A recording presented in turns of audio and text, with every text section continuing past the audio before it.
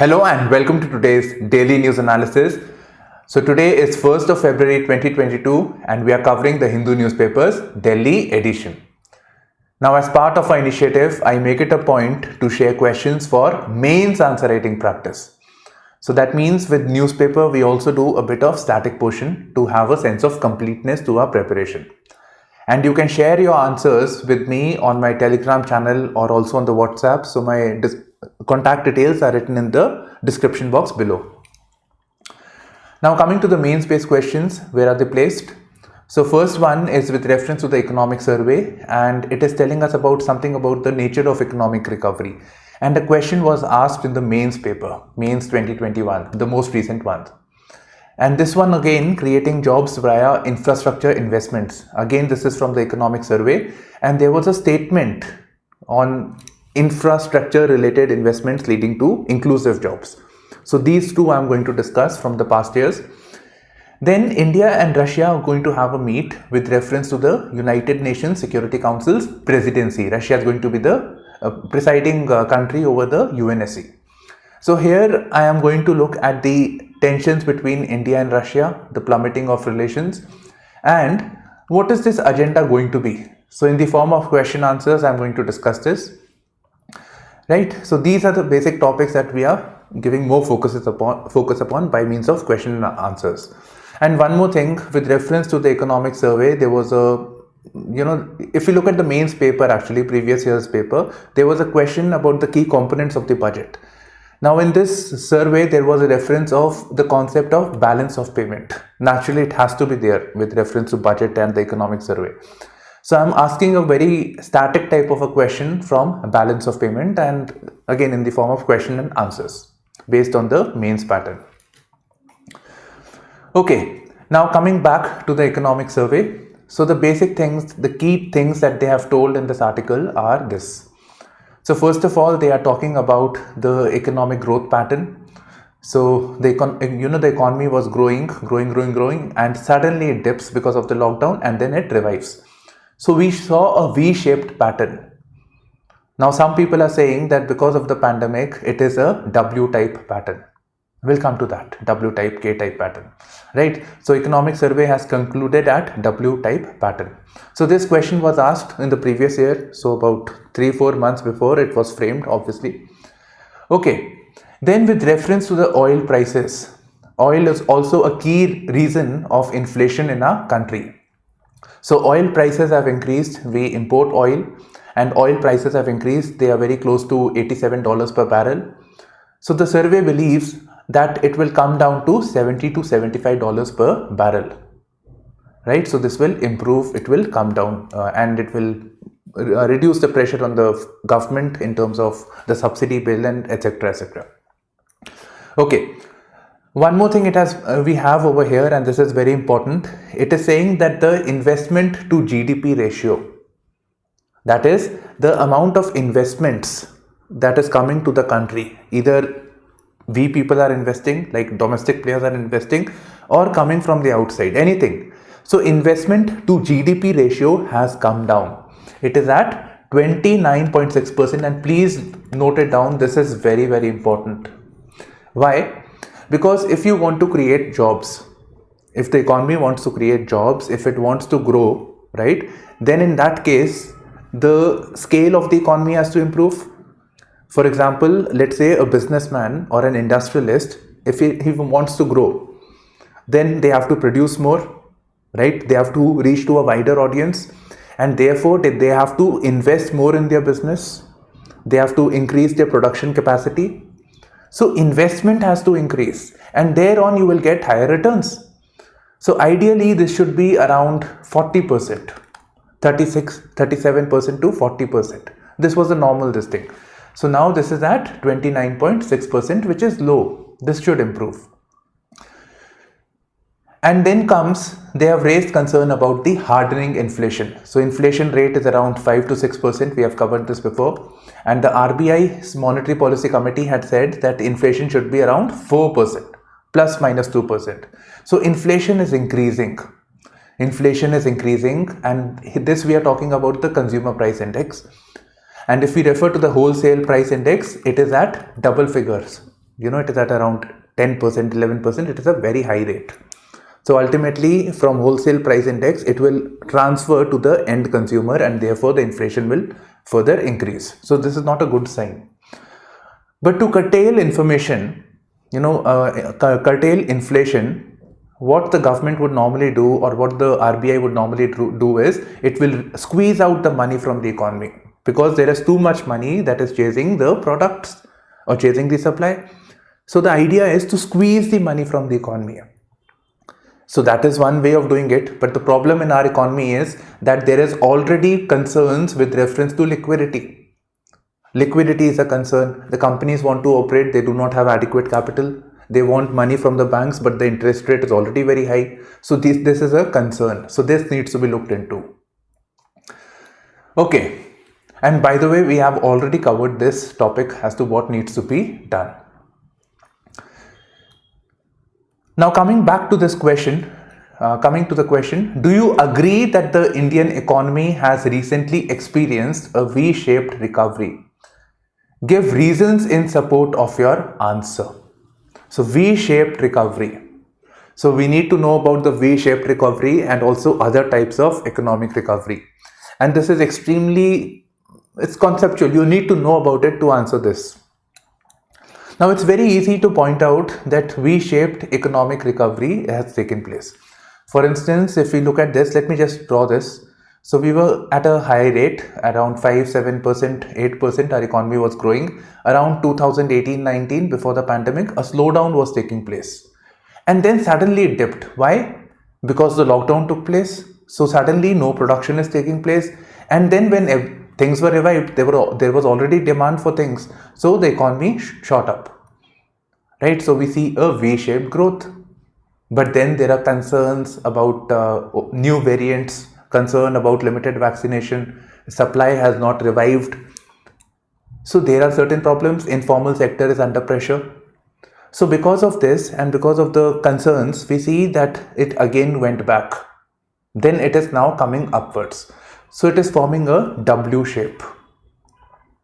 So they have said that you keep doodling whatever you want to write, but they have come down to the W shape type of pattern. Now how do you write this? First of all, you can explain the V shape, that the economy was growing at a certain rate and because of the lockdown it dipped and then it shot back. So V shaped is seen. But because of the greater uncertainties, we are now seeing a W shape pattern. This was also articulated in the economic survey, most recent economic survey. Okay, I disagree with this W shape, and this is the main answer. You can do that. I believe that it's not, there is also a type of economic recovery known as K-shaped economic recovery. K-shaped economic recovery basically means that there are certain sectors which have shot up and there are certain sectors which are coming down. So something like travel, entertainment, hospitality. So they have come down because of the pandemic and they need some sort of an assistance to be pushed up. And again, if we talk about what about the informal sector, right? And then there are certain sectors, particularly technology. Look at the edtech sector, the growth that has taken place. So these sectors have benefited. So it is reflective of the K-shaped recovery, right? So now again coming back to this question, so you can in the mains you can bring multiple perspectives. So V-shaped, you can talk about the W shape, and you can say that there is a concern. Is it W shape or double W shape? It could be possible that after this also there is again a dip. So this becomes double W. You can also add a perspective of the K-shaped recovery. So K concept also can be added. And then you can conclude. You can say that certainly it is not a V-shaped. It could also be a W. It is still maturing. There are also elements of K-shaped economic recovery. That is very subjective actually. That is what I am saying. You can put differently, but these facts have to be there. That basis for your conclusion has to be very clearly specified. Okay, this is the W-shaped recovery pattern. Okay, now survey pegs the growth at 8 to 8.5% in 2023.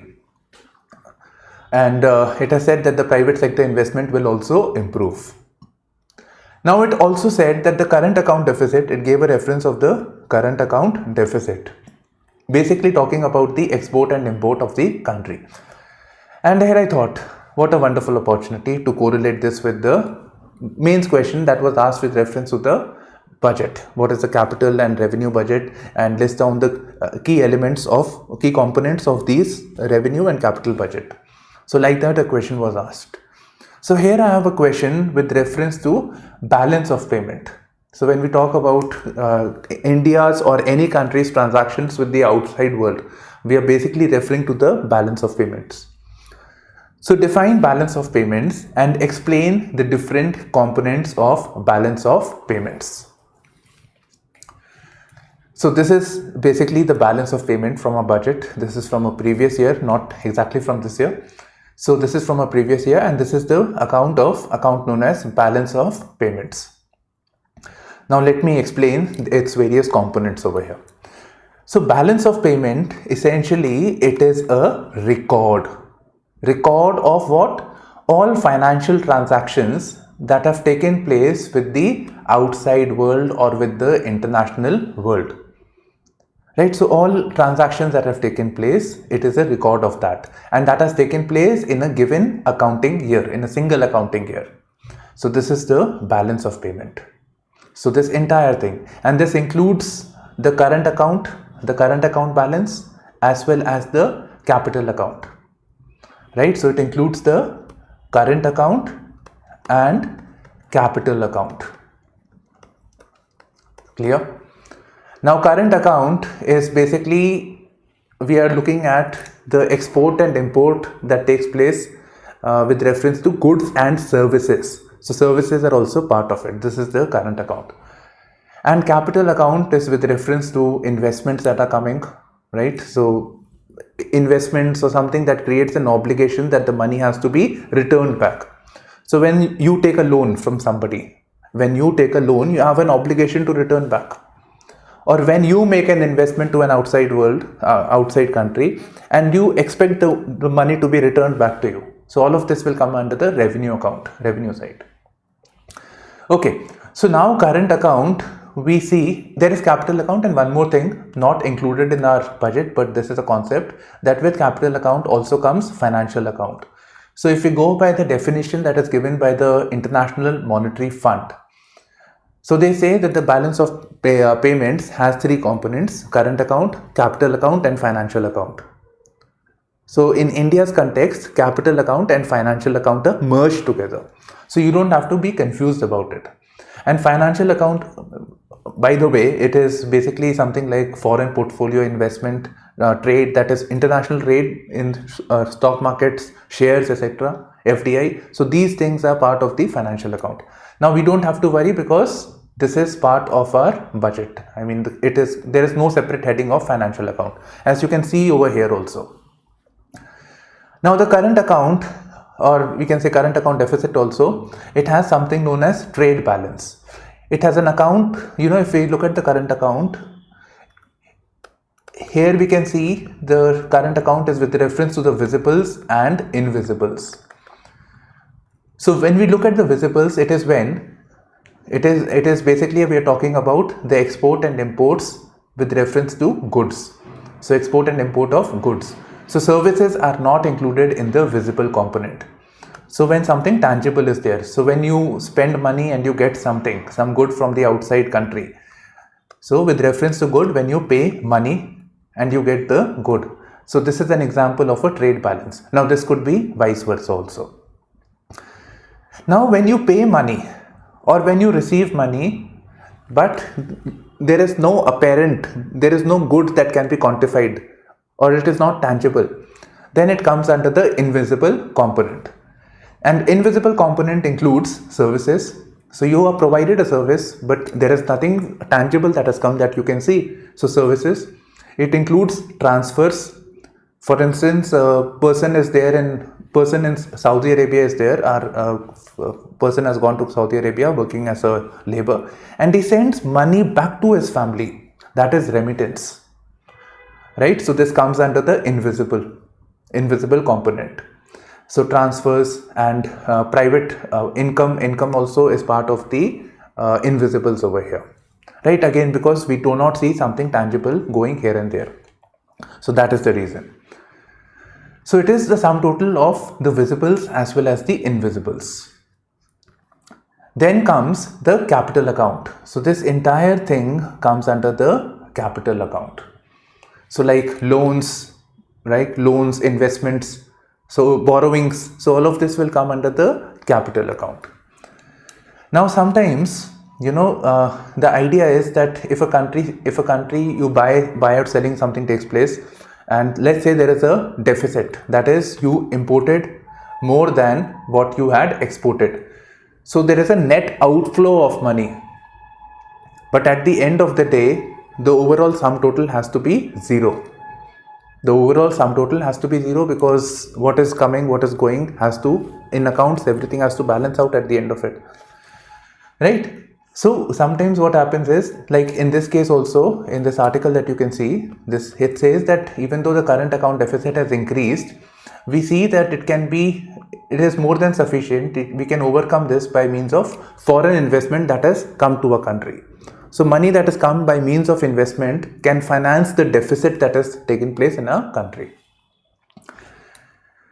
So the balance of payment is essentially the sum total of current account and capital account.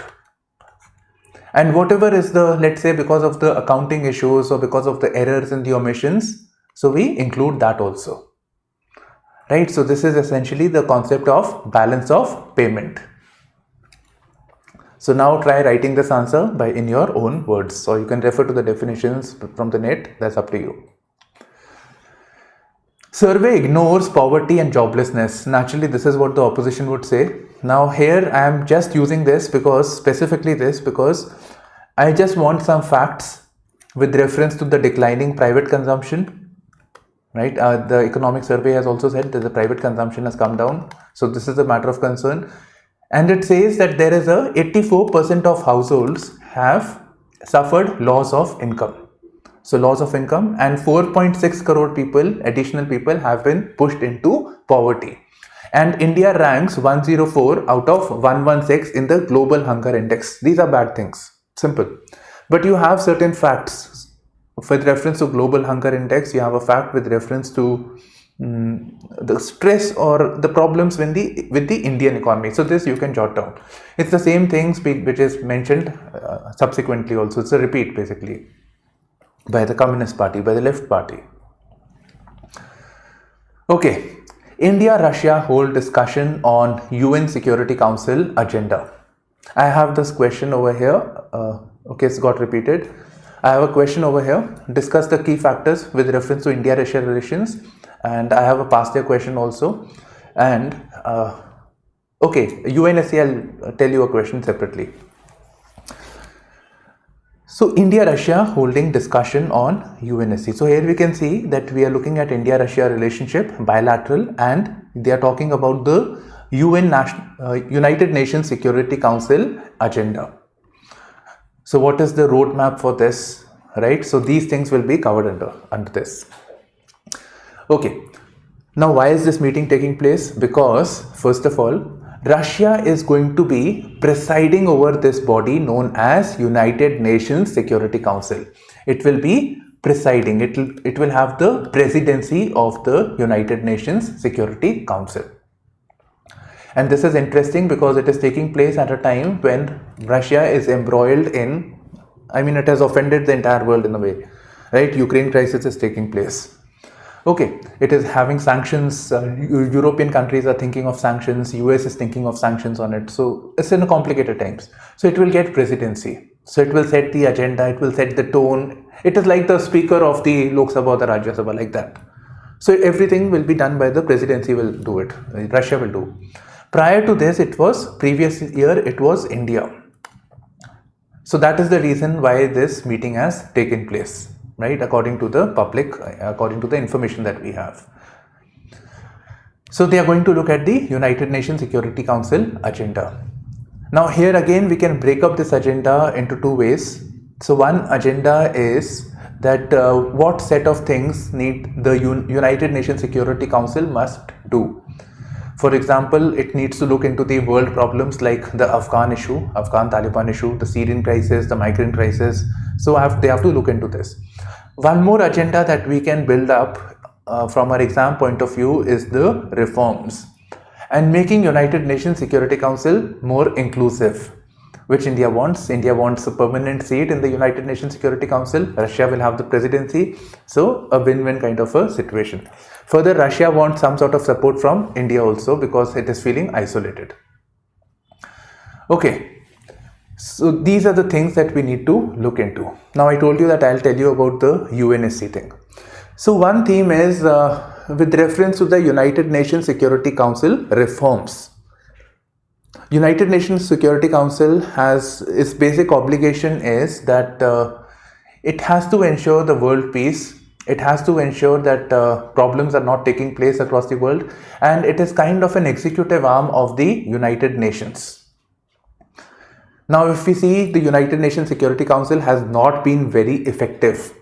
So, Afghan issue took place, UNSC not very effective. We see that there are these permanent members in the United Nations Security Council which have the veto power. So, if any action is to take place, there is never a consensus. Furthermore, there are, these United Nations Security Council had emerged in the backdrop of the World War. So after the World War it had come, and the countries that had won the World War, they got representation, and they got permanent representation. So they are the P5 countries. So UNSC actually has in total 15 countries. Imagine this is the United Nations Security Council and this is the P5, right? P5 countries. And here are countries, these are temporary countries. So India does not have permanent membership. Now, with reference to United Nations Security Council, it is being said that it is not very inclusive, and it includes only the Western Bloc, the Western developed countries primarily, and obviously USA is part of it, but it doesn't include the other countries. So this is a problem. And with reference to this, one more concept for prelims, there is something known as G4 bloc, which is looking at expansion of the United Nations Security Council, and it includes countries like Brazil. India is of course there, Brazil, Japan and Germany. So 4 countries are there. And to counter this, there was a question asked in prelims. This is known as there is a group known as United for Consensus. Like these countries want membership, there is a group which doesn't want any expansion of the Security Council to take place. And Pakistan is interestingly part of it because India wants an inclusion. So Coffee Club was asked in the prelims, and this includes Italy, Spain, Australia, Canada. My handwriting is bad. Right, you can refer to this, the Coffee Club countries. And further, there was a past year question that was asked as to what are the impediments for India's inclusion into the United Nations, and India's becoming a permanent member of the United Nations Security Council. Okay, now I have a question with reference to India-Russia relations. It can't be so simple that India and Russians are coming to India just to talk about the UNSC. They are going to talk about other issues as well. That is bound to take place. And Russia has been our traditional, it has been a traditional ally. It has provided us a lot of help in the 1971 war. It has provided us with the military hardware. When we were isolated, they helped us. But in the recent times, what we see that our relations with them have been getting bad in the recent times. And this is particularly after the disintegration of the USSR, so the post-Cold War era, that is the 1990s. We have been tilting towards the USA because the world became unipolar. There were first 2 poles, USSR and USA. Now we have been leaning towards the USA. And moreover, because of here are the issues I am listing over here. So key factors for plummeting of relations. India leaning towards USA in recent times. Then politics of the Indo-Pacific and the Ukraine. So because of the Ukraine issue, what we have is that USA and Russia are facing each other. So this is a concern. USA says that no country can trade with Russia. No country can buy equipments from Russia, and India wants to buy military hardware. India already has military and hardware which will be serviced by the Russians.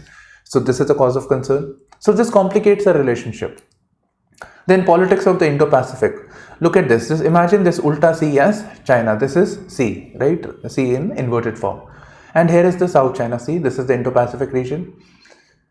So China, ever since the Ukraine crisis, China and Russia are having very close relations. China has been providing them funding, etc. because of the sanctions.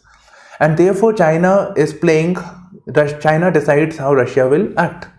Now with reference to the South China Sea issue taking place, where we are in a confrontation with there is the Quad group that is formed, where there is USA, India, Japan and Australia. These countries are there, so they are against each other.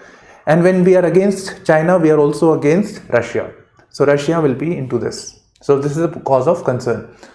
And one of the biggest concerns with us, which is often ignored, neglected, is the lack of connectivity. Because of limited connectivity, imagine the map of Asia and how far is Russia. And if we have to go to Russia by means of railroad, multimodal transport, it is very, very difficult.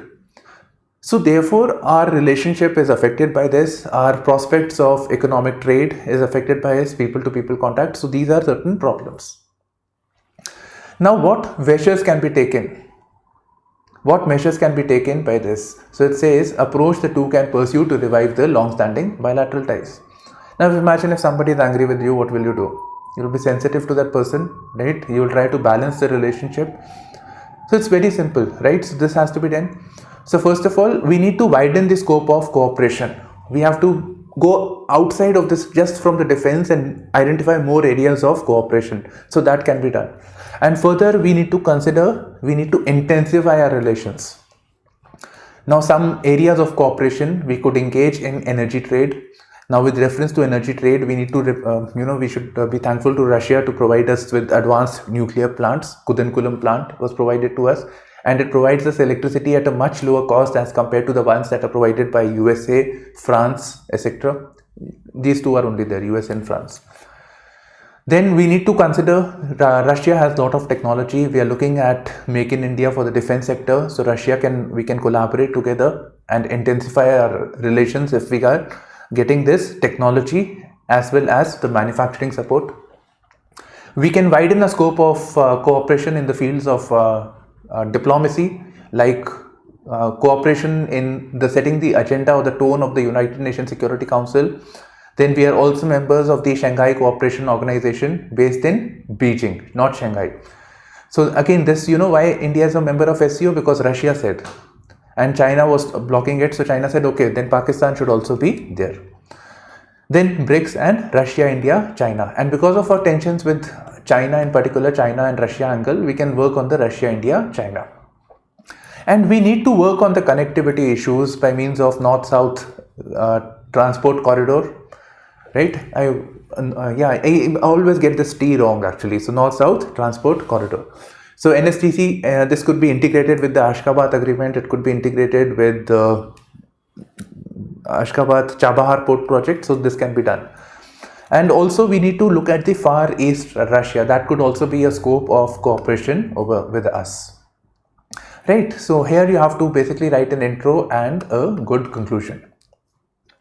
Now with reference to this only, there was a past year question 2020. What is the significance of Indo-US defense deals over Indo-Russia defense deals? Discussed with reference to the stability in the Indo-Pacific region. So again, with reference to Quad and the Russia-China problems with reference to South China, right? So that angle again comes into picture. And in the recent times, we are seeing that Indo-US defense is increasing. So it is coming at the cost of the defense that the defense equipments that we were getting from Russia. Now with reference to Indo-US defense, I have some pointers. When we look at the Indo-US defense deals, I'm not discussing the answer per se, by the way. So when we refer to the Indo-US defense deals, it is not just about military hardware like planes, guns, etc. It is also about agreements about cooperation, joint cooperation. So that is also there. So here we have some treaties like Logistic Exchange Memorandum of Agreement, which says that in case of a conflict and when US and India are together, So they can share each other's locations, they can share each other's logistics like aircraft carrier or port, naval port, etc. Then we have something known as COMCASA. So COMCASA is essentially Communication Compatibility and Security Agreement. Then we have something known as Basic Exchange and Cooperation Agreement. And one more, there is a framework for cooperation in defense, and this is known as Defense Technology and Trade Initiative. You need to remember this. These four particularly, you have to remember these things. These are very important these days. And DTI. Plus there is something also known as 2+2 diplomacy. Okay, back to economic survey, these two articles. So we have with reference to some indications basically. So here it says that the fortified rice supply has increased in the government schools, and this is it. So there is there was a scheme basically there is a concern that in our country there are the children, so especially the poorer sections, the main diet that they have are grains. If we look at the National Food Security Act also, we are providing them cheap rice, wheat, barley, millets. These are the things that we are providing. Now these are sources of energy. These are very important for energy, but then energy is not sufficient. We have to deal with the issue of micronutrients, micro hunger. So this is the thing that we need to address. So what solution that government has come up with is, why not fortify the rice, or let me put it this way, biofortifies the staple food that is being provided. For example, what if we can put rice, and rice with which, by means of biotechnology, we had a gene which provides a source of iron. So iron is not naturally available, but then it can be done by means of biotechnology. So by means of providing iron, it can help deal with the issue of anemia in the girl child. That's a major concern in our country. So for this, there was a scheme that was being operationalized on a pilot basis. Pilot basis means in select areas, not across the country, in select areas. And there is no specific name of the scheme. It is just simply the scheme for providing fortified rice. That's all.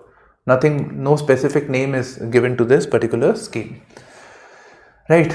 And again, biofortification can again be an independent question in itself. Now the concern arises is that when it is biotechnology, it is done by that means, and we cannot be so simplistic in our approach. We need to look at diversification of the diet. That will be a better solution. Providing the children with fruits and other things, that will be better. And from the point of view of economy also, I think it's more beneficial for the farmers and people who are cultivating different crops. It incentivizes them to do so. Okay. Now let me just briefly explain the context in which this is mentioned. Demand for NREGA work softens. Two things. First of all, what is NREGA? NREGA is basically providing a right to employment, a statutory right to employment to unskilled labor force. Unskilled labor force. We are basically referring to the rural India. So we are referring to the where farms are there. So because in the rural India, because there is problem of rural distress, farms are declining, farm income is declining. So for those people, NREGA has been designed. And basically unskilled and for manual labor, the people can demand this from the government. And the government has to provide them that work. Right? So that is why the scheme is also known as Mahatma Gandhi National Rural Employment Guarantee Act. Rural Employment Guarantee Act. Right? So this is important. So it's a guarantee that is being provided. Again, this comes under the rights-based approach. So when more people are demanding work, that means it is indicator of the rural labor markets. That is, there are more people who are asking for work. So this is one thing. Other thing is, there is a welfare side to it also. And you can also look at the issue of when more people are demanding for this work, it's unskilled manual work, hard work that has to be done. That means there is a rural distress. there is an issue with the farm sector, and therefore people are moving towards unskilled labor work, which is not a good sign. So it is never a good sign when more people are demanding the work under REGA. And that also means that the people are not getting employed in other forms of employment. Right? So these are the concerns. So it says the demand for NREGA work softens. So it should ideally be a good thing. It should ideally be a good thing, but what this doesn't tell us is that NREGA work has been declining, the demand, because the government is not registering people who are coming for the NREGA work. They are not entertaining those people. So this is problematic. And why are they not doing it? Because the budget is not there. Budget is not there. So this is a problem. Then many a times what happens is that people work under this program, but they don't get remuneration for 30 days, 60 days, 90 days. Imagine for the very poorer people, if this thing happens, this is very bad. So they don't feel incentivized to work under the scheme. They feel they are better off being unemployed, staying hungry, etc. Right? So therefore the demand also softens because of that. So this is the thing that has not been referred here. But this is a key problem with the implementation of NREGA. In any ways, they are saying that the budget under NREGA should improve. The budget should increase. And one more thing they are saying is that when we're looking at the demand of the NREGA work that is coming, we are basically seeing that the more demand is coming from places where there are more migrant workers coming. So we see work coming from Punjab, Maharashtra, Karnataka and Tamil Nadu. Right? I think I'll give you one more information here. NREGA is coming under the centrally sponsored scheme. That means the contribution of both center and states are there. Now this is the last concept basically from mains, where I have a question over here, and this is important. I'm not referring to this because here he says that, it's justifying that government has created jobs. He's saying that even NREGA work is because NREGA work is coming, is creating employment, and it is coming from government money. So this is government jobs. So this is not, I'm using it only, but I am interested in this heading over here. And this was a question that was asked in 2021. So investment in infrastructure is essential for more rapid and inclusive economic growth. Discuss in the light of India's experience. And this is what I should explain. So one is rapid, one is inclusive economic growth. Okay, fine. Let me explain this. Very, very simple. So when we invest in infrastructure, and especially in India's context, our infrastructure is very weak. So our infrastructure is very weak. Now, when we refer to infrastructure, what is infrastructure? Infrastructure could be with reference to logistics. Like logistics includes highways, railroads, maritime, right? So all of this, ports, so logistics. So this needs to be improved, and remember our logistics cost is very, very high. We rank very poorly in the logistics performance index. This was asked in the prelims. This is released by which agency? It is released by the World Bank. So this needs to improve. And because of the high logistic cost, very few people want to invest in a country. They say China is much better. Okay. So we need to work on this side. And other dimension to it is that when you invest more in infrastructure, right? Okay, let me just write some more. Cold storage could be one example of, so with reference to the farm sector also, so hard infra. So some more you can jot down, but basic thing is that when you spend more on infrastructure, you are creating a base for other sectors to work. Steel industries, again, infra. So all the core industries that you see are basically infrastructure sector. So when you spend more on infra, when better infra is there, it sets a base for more private investment coming into the country. They feel that it is much more suitable to work in this country, this economic environment. So it acts as a base, right? Imagine if there is surplus good production of steel, so steel is easily available, then it makes it easy for a company like automobile company, which is steel dependent, right, to come and manufacture in a country. And if the roads are good, then it eases the logistic aspect, right? So those things. Furthermore, so it will lead to rapid economic growth, and furthermore, it will be inclusive in the sense that when you spend on infrastructure, you are creating jobs. So it is leading to job-led growth. The result of infrastructure, which leads as a base for more investments, that is also leading to jobs. So it is inclusive in that nature. Now, infrastructure could also be of two types. So one is the hard infra that I just referred to, but what about the social infra? This is something that you will ignore if not told. So social infra, soft infra. What is this? We are basically looking, when we talk about social infra, soft infra, we are concerned about sectors like healthcare, education sector. So we are concerned about the human capital, improving the quality of the human capital. We are being people centric. So overall life of the people improves because of this. So this is the theory of Amartya Sen. So when we have to focus more on the economic side. This is an example of trickle down theory. But when we focus more on the people for themselves are capable enough to create more avenues of better life for themselves. Right? So discuss in the light of India's experience. So what all measures can be done for this? We can hire budgetary allocation for this.